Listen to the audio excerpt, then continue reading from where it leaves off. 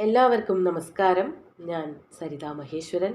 ഇന്ന് ശ്രീകൃഷ്ണവിലാസ മഹാകാവ്യത്തിൻ്റെ 5-ാമത്തെ സർഗത്തിലെ 5ഉം 6ഉം ശ്ലോകങ്ങളാണ് നമ്മൾ പഠിക്കാൻ പോണത്.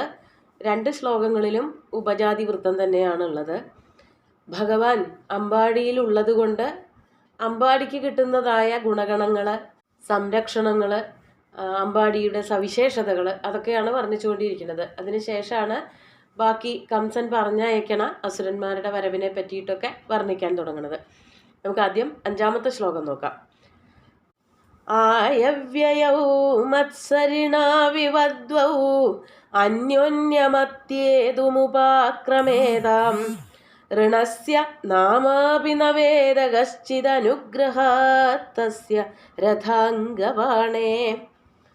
കഴിഞ്ഞ ദിവസത്തെ ശ്ലോകങ്ങളിലൊക്കെ എങ്ങനെയാണോ വർണ്ണിച്ചത് അതേ രീതിയിൽ തന്നെയാണ് ഈ ശ്ലോകവും വരുന്നത്. അവസാനത്തെ വരിയിലാണ് ആ ഒരു പ്രത്യേകത ഉണ്ടാവാൻ കാരണം ദാമോദരൻ്റെ അനുഗ്രഹമാണ് എന്നോ അല്ലെങ്കിൽ പങ്കജലോചനൻ്റെ കടാക്ഷം കൊണ്ടാണ് എന്നൊക്കെ പറയണത്. അതേപോലെ തന്നെയാണ് ഇവിടെ പറയണത് രഥാംഗബാണേ അനുഗ്രഹാത്. രഥാംഗബാണിയുടെ അനുഗ്രഹം കൊണ്ട്. രഥാംഗബാണി എന്ന് പറഞ്ഞാൽ ഭഗവാൻ മഹാവിഷ്ണുവാണ് ശ്രീകൃഷ്ണൻ എന്നർത്ഥം. രഥത്തിൻ്റെ അംഗം ചക്രം. ചക്രത്തിനെ രഥത്തിൻ്റെ അംഗം എന്ന് പറഞ്ഞാൽ ഏതും അംഗമാണെങ്കിലും ഇവിടെ കൃഷ്ണനെയാണ് വർണ്ണിക്കാൻ ഉദ്ദേശിക്കുന്നത് എന്നുള്ളത് കൊണ്ട് രഥാംഗം എന്നുള്ളത് ചക്രം തന്നെയായിട്ട് സ്ഥിരീകരിക്കുകയാണ് ചെയ്യുന്നത്. അപ്പം ചക്രം കയ്യിലേന്തിയിട്ടുള്ള അങ്ങനെയുള്ള ഭഗവാൻ ശ്രീകൃഷ്ണൻ അവിടെ ഉള്ളത് കൊണ്ട് ഭഗവാന്റെ അനുഗ്രഹം കൊണ്ട് എന്തൊക്കെ വ്യത്യാസങ്ങളാണ് ആ അമ്പാടിയിൽ ഉണ്ടായത്. കുറേയൊക്കെ കഴിഞ്ഞ ദിവസമൊക്കെ പറഞ്ഞു. കാറ്റ് വീശിയില്ല, കൊടുങ്കാറ്റുകളൊന്നും വീശിയില്ല, അതിവൃഷ്ടിയില്ല, അനാവൃഷ്ടിയില്ല, പഞ്ഞമില്ല എന്നൊക്കെ പറഞ്ഞു. ഇനി ഇവിടെ സാമ്പത്തികമായിട്ടുള്ള സുസ്ഥിരതയെ പറ്റിയിട്ടാണ് പറയണത്. ആയവ്യയവും മത്സരിണാവിവ. ആയവും വ്യയവും മത്സരിക്കുന്ന രണ്ടാൾക്കാരെ പോലെ. ആയം എന്ന് പറഞ്ഞാൽ ലാഭം അല്ലെങ്കിൽ ലഭിക്കുക. ലാഭം എന്ന് പറയുന്നതിനേക്കാൾ കൂടുതൽ കിട്ടാനുള്ളതിനെയാണ് ആയം എന്ന് പറയുന്നത്. വ്യയം എന്ന് പറയുന്നത് ചെലവഴിച്ചു പോകുന്നതിനെയാണ്. അപ്പോൾ അത് രണ്ടും മത്സരിച്ചു കൊണ്ടെന്ന പോലെ. അതാണ് ആയവ്യയൗ മത്സരിണൗ ഇവ. മത്സരിണാവിവ.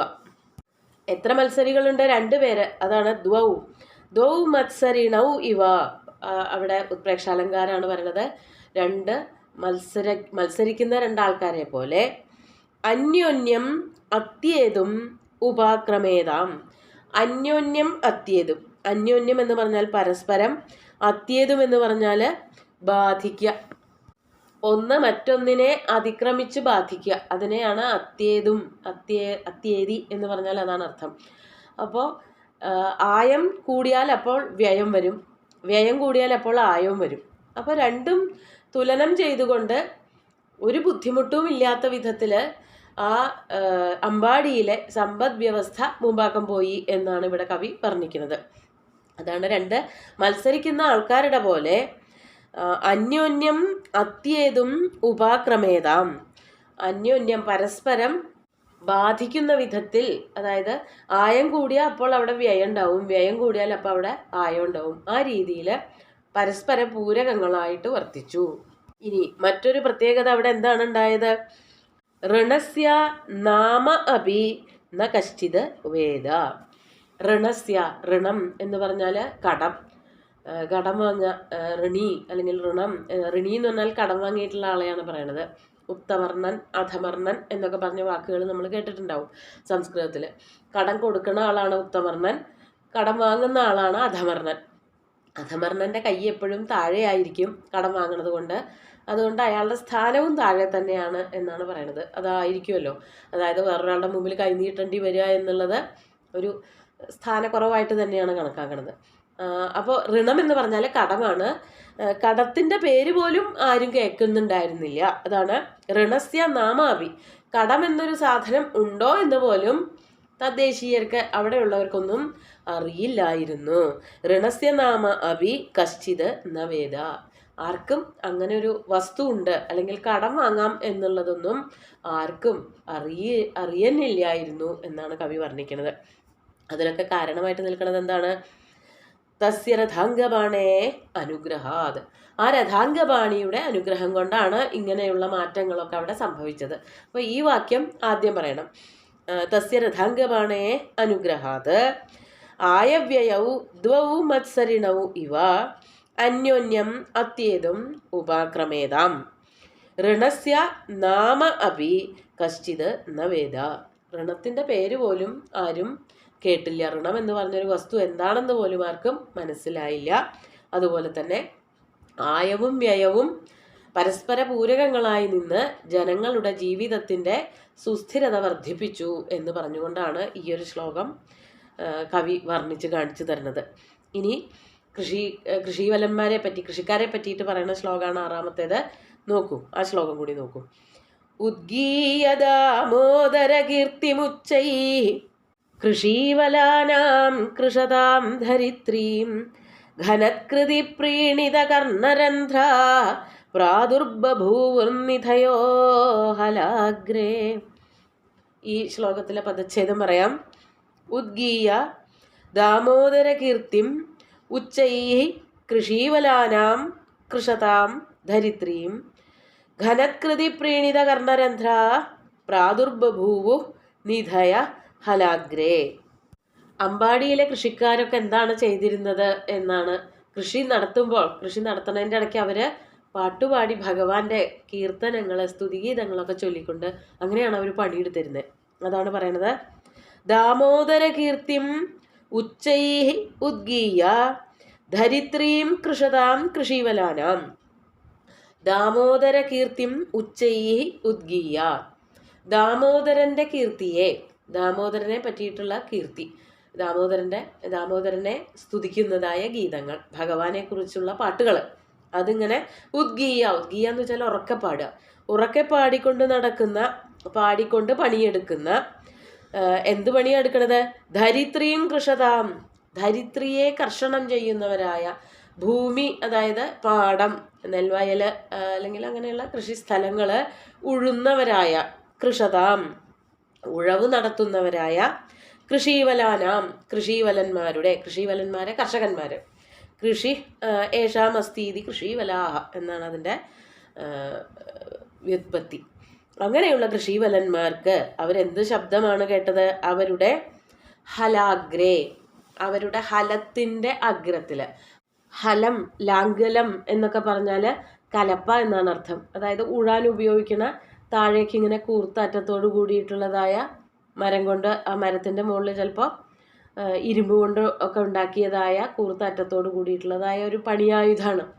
ആ ആയുധം ഇങ്ങനെ മണ്ണിലേക്ക് താഴ്ത്തിയിട്ടാണ് മുമ്പിൽ കാളകൾ, പോത്തുകളൊക്കെ വലിച്ചുകൊണ്ട് നടക്കും. കർഷകൻ പിന്നിൽ നടന്ന് ഇത് മണ്ണിലാഴ്ത്തി മണ്ണിൻ്റെ അടിഭാഗത്തുള്ളതായ കൂടുതൽ വളക്കൂറുള്ളതായ മണ്ണിനെ പുറത്തേക്ക് മുകളിലേക്ക് കൊണ്ടുവരിക. അങ്ങനെയാണ് മണ്ണിൻ്റെ, അതായത് അതിൻ്റെ സ്വഭാവം മാറ്റുകയാണ്. അങ്ങനെയാണ് കൃഷി നടത്തുന്നത്.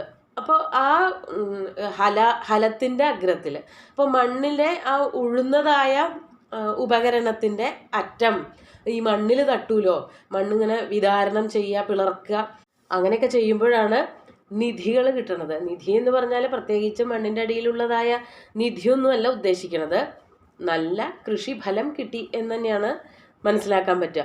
അതായത് കർഷകന്മാർക്ക് അല്ലെങ്കിൽ കൃഷിക്കാർക്ക് യാതൊരു നഷ്ടവുമില്ലാതെ കൃഷി ചെയ്യാൻ സാധിച്ചു.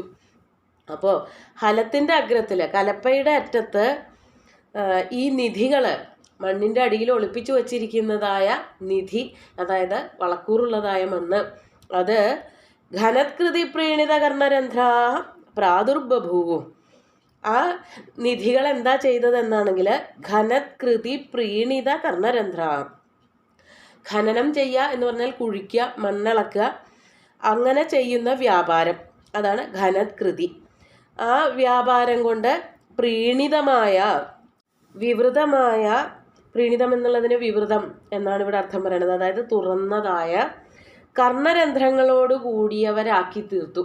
അതായത് ഈ കലപ്പയുടെ ശബ്ദം കേൾക്കുമ്പോൾ തന്നെ ഇവരുടെ കർണങ്ങളിൽ ഈ കലപ്പ കൊള്ളണ ശബ്ദം കേൾക്കുമ്പോൾ തന്നെ നിധികൾ ലഭിച്ചതിൻ്റെ സന്തോഷം അവരനുഭവിച്ചു എന്നാണ് പറയണത്. അതായത് ഈ കലപ്പ കൊള്ളുന്ന ശബ്ദം കേട്ടിട്ട് അവരുടെ കർണങ്ങളൊക്കെ വിവൃതമായി, അവർക്ക് നിധികളുണ്ട്, മണ്ണിൻ്റെ അടിയിൽ നിധികളുണ്ട്, ഈ കർഷകന്മാർക്ക് ലഭിക്കാൻ പോകുന്ന വലിയ വലിയ നിധികൾ, അതായത് കൃഷിഫലങ്ങൾ കിട്ടാൻ പോകുന്നുണ്ട് എന്നുള്ളതിൻ്റെ ഒരു ഓർമ്മപ്പെടുത്തലായിട്ട്, ഒരു അറിയിപ്പായിട്ട് കലപ്പകൾ മണ്ണിൽ തട്ടിക്കൊണ്ടിരുന്നു. കൃഷിക്കാർക്ക് ലാഭമുണ്ടാകാൻ പോവുക, ലാഭം എന്നുള്ളത് കൊണ്ട് അവർ ചെയ്യുന്നതായ പ്രവൃത്തിക്ക് പൂർണ്ണമായിട്ടുള്ള ഫലമുണ്ടാവാൻ പോവുകയാണ് എന്നുള്ളത് അവരെ സന്തോഷിപ്പിച്ചു എന്നർത്ഥം.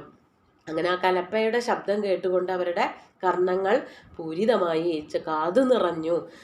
നല്ല ഒരു കൃഷിഫലം, നല്ലൊരു കർഷക വർഷം അല്ലെങ്കിൽ നല്ലൊരു കൃഷിക്കാലം അവർക്കുണ്ടാവും എന്നുള്ളത് അവർക്ക് ബോധ്യമായി എന്നാണ് ഈ ഒരു ശ്ലോകം കൊണ്ട് കവി വർണ്ണിച്ചിരിക്കുന്നത്. നമുക്ക് ശ്ലോകങ്ങൾ ഒന്നുകൂടി ചൊല്ലി നോക്കാം.